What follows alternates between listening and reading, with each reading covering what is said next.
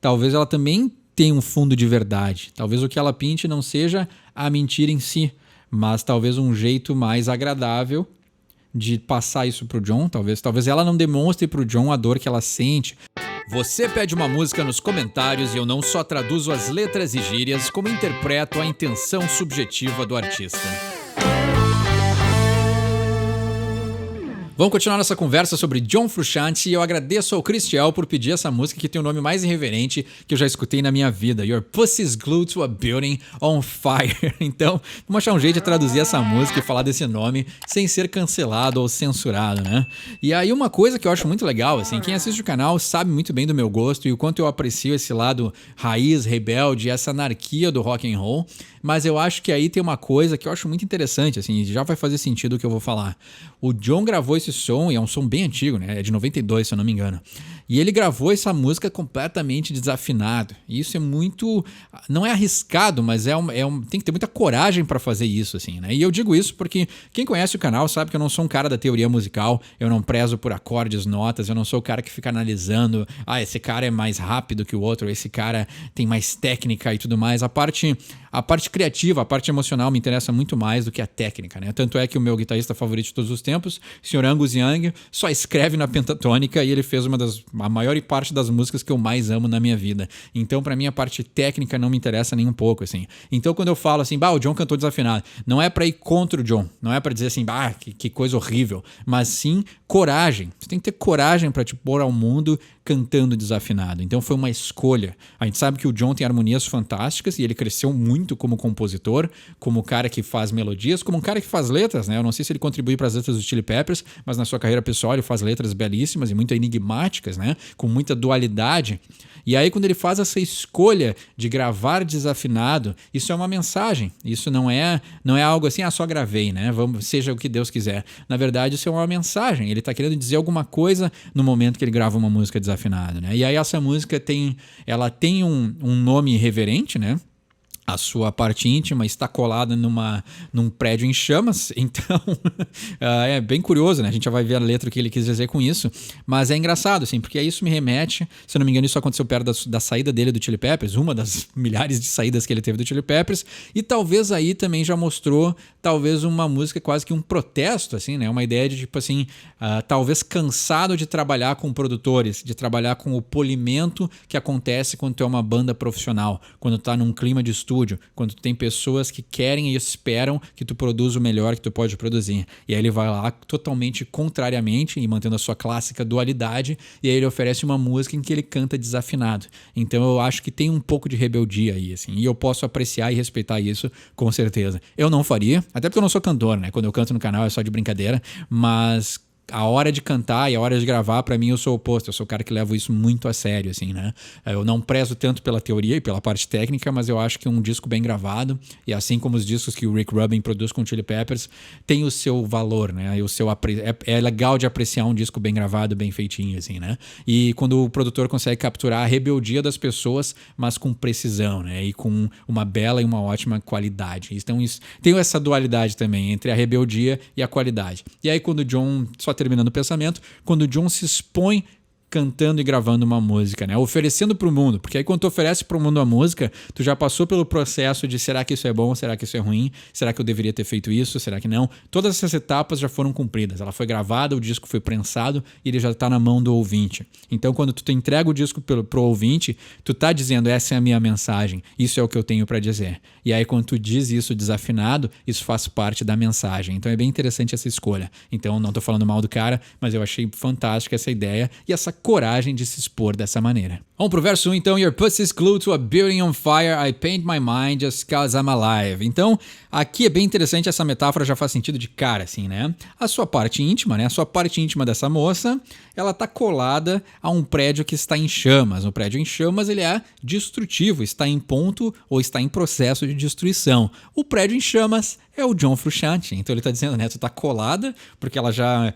se ela tá colada com a sua parte íntima é porque a conexão deles é muito forte, né? Então, apesar do nome parecer vulgar, assim, né? E quase que uma brincadeira, na verdade a conexão é muito forte, né? E aí ele tá dizendo que ela tá colada em um prédio que está em chamas é porque ela vai acabar se queimando e quando o prédio cair, ela vai acabar sofrendo com isso. I paint my mind just cause I'm alive. Então, eu pinto a minha mente porque eu estou vivo. E aí essa ideia do John, totalmente o seu comprometimento com o seu lado artístico, né? Pintar a sua mente, na verdade, ele usa um instrumento para pintar, né? And if you see me roaming in the hillside, won't you come along? Então, se você me ver andando, né, caminhando, vagando pelo lado das colinas, então aí um ambiente aberto, né? Um ambiente de rural, talvez. Won't you come along? Será que você não vai vir junto? Então, essa ideia de que ele está saindo do concreto da cidade, talvez da selva de pedra, né? Então, da indústria que ele estava participando. Então, ele já se põe num ponto mais natural, né, fugindo do lado urbano, se põe para um lado mais rural. O hillside é a ideia de, né, caminhar pelo lado de uma colina, de um monte, de uma montanha. E ele está convidando ela para ir junto. You paint your eyes, mine are in the sky. Então aqui é bem interessante essa metáfora. Você pinta os seus olhos, uma metáfora direta, né? Essa moça, ela usa algum produto para pintar os olhos. Mine are in the sky. Os olhos dele estão no céu, porque ele está viajando, né? No worldly word I could say could be golden, the smile on my face isn't always real. Então, nenhuma palavra mundana que eu pudesse dizer seria dourada, né? O golden é essa ideia de que seria a resposta certa, a resposta para tudo. The smile on my face isn't always real. Então, o sorriso no meu rosto nem sempre é real. Então, essa ideia de que o John já estava sentindo aí essa culpa e essa vontade de talvez sair do Chili Peppers, ou já estava aí, né, tendo uns primórdios da sua decepção com a indústria da música e o início talvez da sua dualidade, né? Essa aqui é uma letra de um disco já bem mais antigo do John, daqueles que a gente vinha traduzindo recentemente. Então, talvez aqui, será que foi o início dessa parte, né, dele que ama e odeia a indústria da música, dessa fuga e volta dos Chili Peppers? Talvez, né?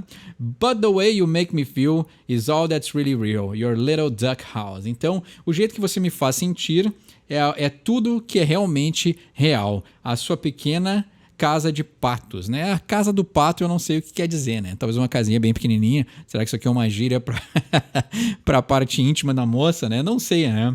É interessante, assim, né? Ou a casa de pato fica no lago, né? Então, talvez voltando a esse cenário mais campestre, mais rural, mais natural. Então, talvez também não possa... Eu acabei de traduzir uma letra do Anthony Kiedis, aí eu já tô com malícia na cabeça, mas talvez não seja nada disso. As letras do John, apesar dessa aqui ter esse nome, né?